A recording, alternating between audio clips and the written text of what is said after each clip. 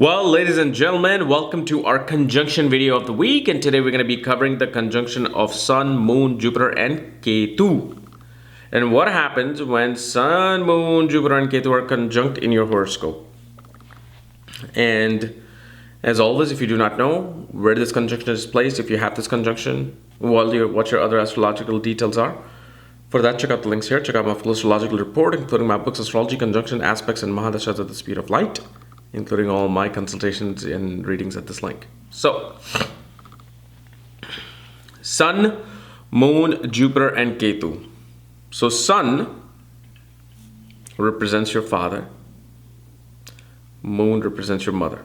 Sun represents your ego, your self-esteem, your confidence. It is the energy of your life.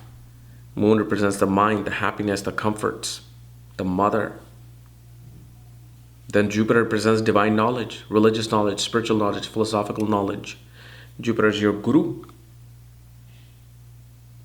And then Ketu, which represents the past, which represents moksha, which represents sudden things, which represents separation from the material, separation from, material world and material relationship and material wealth. So what happens when these planets are, conjunct together in your horoscope? Well, the first thing we notice is that your parents are extremely religious and spiritual. Most of the time, you'll find that parents are very spiritual. They have a very spiritual connection with each other. And this also shows that what binds your parents together is a guru, a teacher. Maybe perhaps your parents came together due to some function at Yogananda's conference. So a guru brought your parents together. This shows obviously that your parents become your spiritual guru, and your guru becomes your parents.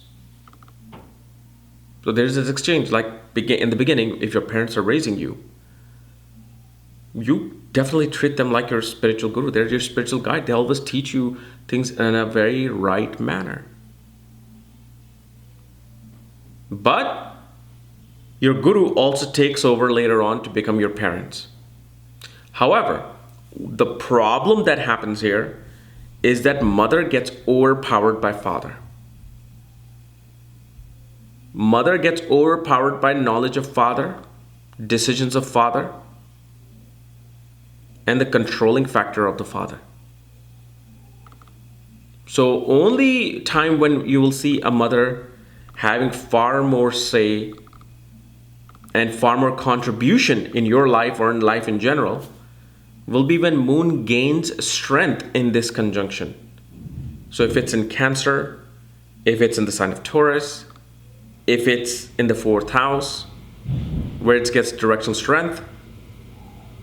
So Moon, and especially degrees of the Moon, are very, very important here. Because whatever I'm saying can completely be nil. Like this can show that one just didn't even have a relationship with the mother because it was just all father, father, father. Especially when Moon is directly underneath Sun. That means there was no Moon.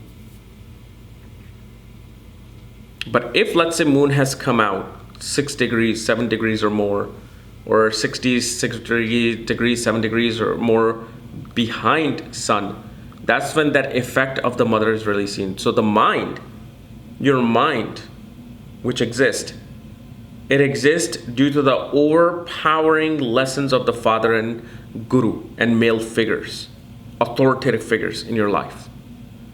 Your ability to think independently kind of gets vanished till much, much later on. Because whatever you think, the bright light of the sun is overpowering you.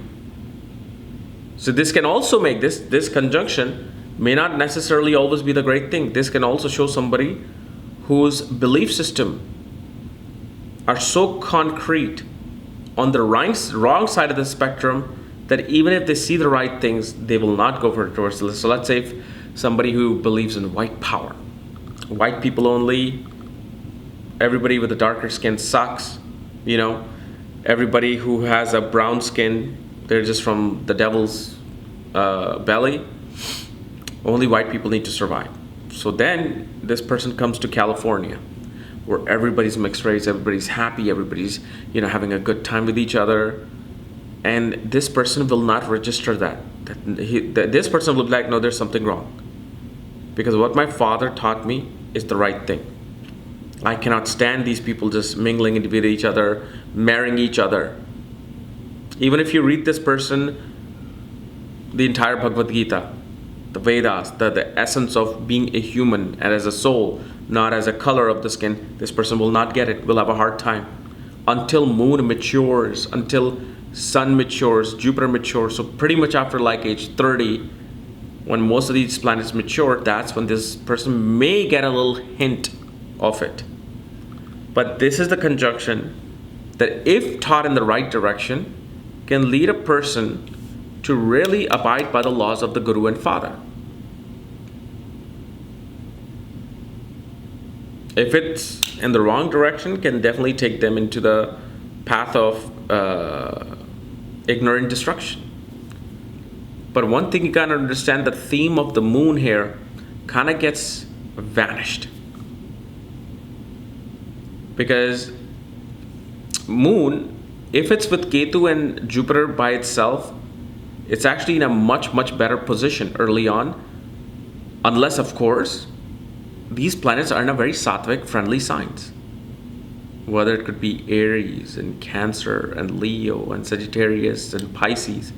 That's when this sign can really show higher self of both the parents. But otherwise, the mind gets suppressed because your mother got suppressed. Yet mother's opinion were there. The mother is a spiritual person, but mother's spirituality was really overshadowed by what the father wanted to say in the mix, or what the guru might have taught the father, and the father is now overpowering the mother, and now it overpowers you.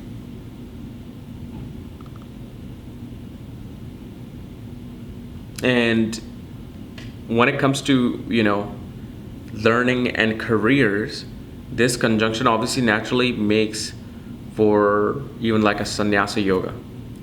They say nodes don't create sannyasa yoga, but they do. I've seen a lot of spiritual people who have had 4 or more planetary conjunction where Rahu or Ketu were involved.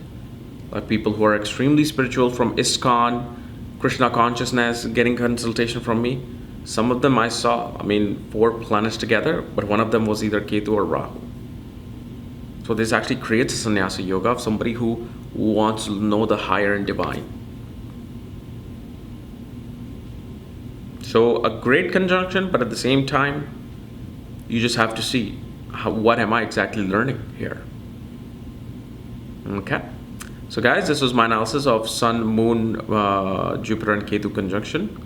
If you're new to my channel, subscribe below. Again, if you want to know where your conjunctions place, all your other planetary replacements, all my reports, books, consultations, for that, check out the links here. Otherwise, I will see you tomorrow. Bye-bye.